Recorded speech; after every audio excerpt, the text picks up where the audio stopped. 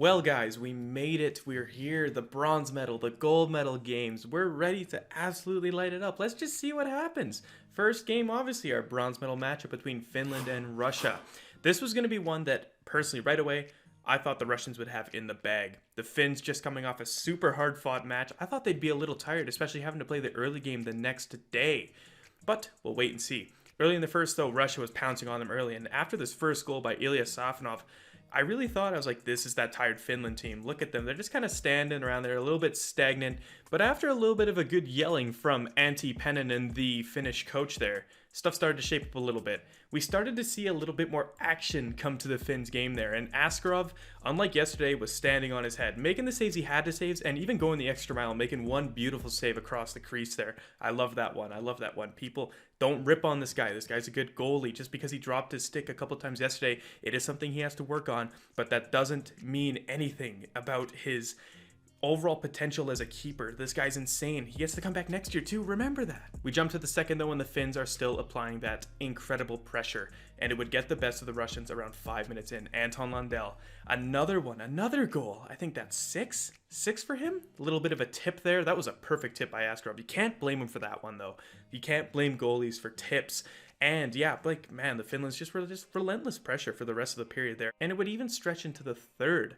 1 minute into the third, check this out. Mikko Petman hasn't scored all tournament, but he comes in at just the right moment there to tip one past Askarov again. Like, 2 tips? Really? Really, Finland? You're going to do him that dirty, aren't you? What? Yeah, 2-1 for Finland, and it really wouldn't get better for Russia. They would be trying, but Vasily Podkolzin, the captain, he was having a little bit of a tough game there. It was a really emotional one for him. It's his last time that he'll be able to compete in the World Juniors, so you know he's angst. He wants that bronze medal at least, but he would end up doing his team dirty, taking a double minor. You can't control the double minor, but you can control the high stick. It was a tough one, and honestly, Finland didn't really get much going on the power play, but they were keeping the Russians out of their zone for a big amount of time there, 4 minutes. And sadly, once Askarov was pulled from the cage, Lundell would pot home another one in the empty net, and then later Juuso Parssinen would put another one in for the Finns to take the bronze medal 4-1. I didn't expect that. I really thought Russia would have taken it. I know they had a weaker team this year. It really showed. They didn't really have the offensive prowess as they've had in the past couple of tournaments, but I still think this team going forward is awesome. They brought a lot of young guys this year, and those guys are just going to excel next year. You already know it. As for the Finns, though, once again, a lot of returning players, including Brad Lambert. We didn't get to see him much tonight, but he's going to be going into the next tournament next year as long as he stays healthy with a bronze medal around his shoulders. I think that's going to be really good for not just Lambert, but, you know, so many of these guys coming back next year. I think Finland is going to be very, very deadly. Now, our big ticket game, Canada versus the USA, all for the gold. In the last 3 meetings in the finals against these two teams, the Americans have always come out on top, taking the gold from Canada. And early on, Canada was showing a little bit of pressure there, but Spencer Knight was standing tall, but it would not stop Alex Turcotte. He's been so good in close this tournament. He tips home Drew Hellison's shot. That was just a lovely one. I was actually kind of disappointed from the Canadians there not being able to push him out of the way, kind of giving a little bit of an open lane, but that's also the first even strength goal the Canadians have allowed this tournament. It's hard to believe that, I know. They're 7 games in and they haven't let in a single even strength goal until now.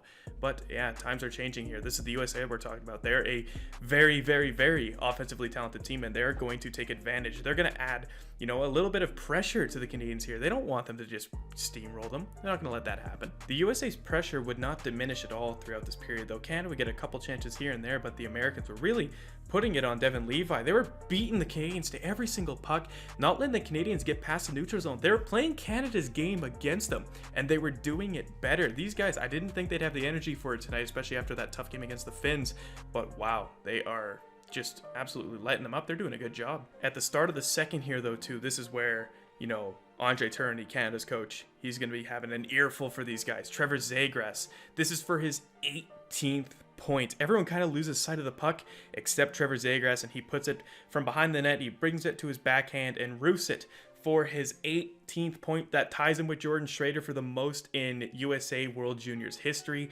27. And take it, and like, remember this too, Zegras didn't play 3 tournaments. This is his second, and he's got 27 points in the World Juniors. Schrader played 3, and you know, the rest of his career I don't want to talk about, but man, Zegras, the Anaheim Ducks, they got such a talented guy, and I really hope he makes the team, you know, when he's showing up to the camp there in the next week. After that though, Canada, they really started to put their foot on the accelerator a little bit though, but you know, it's tough to get past Spencer Knight. He's been lights out since his first game against Russia there, and they were trying their hardest, and in the latter half of the second period here, Bowen Byram would get a rush. He's had enough. He wants to get up there. He joins the rush. He goes onto the backhand, but post, you heard that one there. That was a toughie. And yeah, the second period wouldn't end like that, but you know, going into the third, I think Tourney may have dropped the hottest diss track on every single one of his guys except Devin Levi. He's been standing on his head. I really respect the guy now. He's having an insane game, but Tourney just giving everyone an earful. These guys came out of the gates in the third period. If you want to talk statistically how it went in the third, it was 15 shots to 1 for the Canadians. What is going to happen though?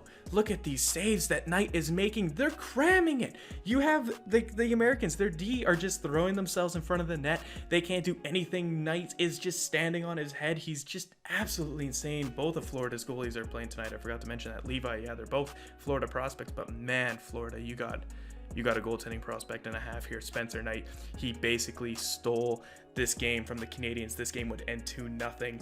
It was really tough. There were a lot of moments there, Canada, they really thought they were getting the shaft of it. Connor Zary had a little bit of a mouthful for the ref there when they blew the whistle early on one of the frozen pucks. And yeah, they just really couldn't get anything going with the empty net. It was a difficult one.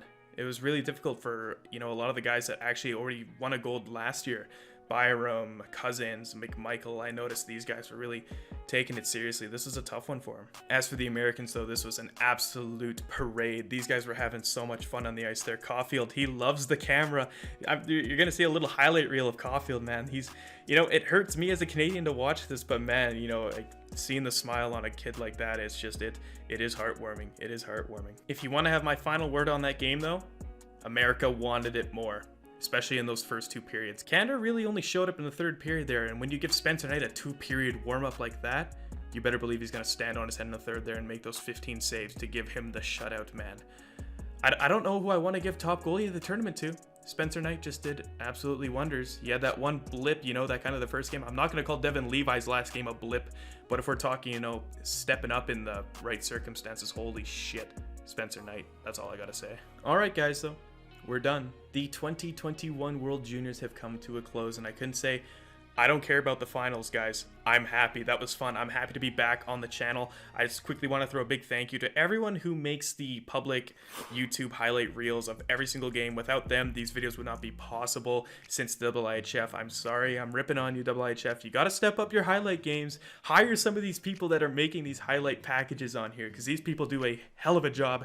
And if you let them use the 1080p highlight reels, oh, it would be perfect. You'd be perfect. These guys are awesome. Hire these guys, TSN, hire them, IIHF. And also, I just want to thank you guys for all the support. I've seen a lot of the comments coming down here that are welcoming me back. It's really heartwarming, guys. It goes a long way. Just want to thank you guys so much. I'm glad that I'm going to be back here. Obviously, don't expect something every day from me. I got school to do. I've got a busy life outside of YouTube there.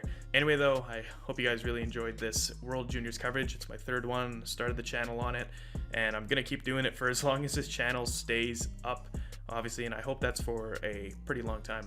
Anyways, hope you guys have a good night, and I'll see you guys whenever the next video is. Have a good one. See ya. See you next year in Red Deer and Edmonton. Thank you.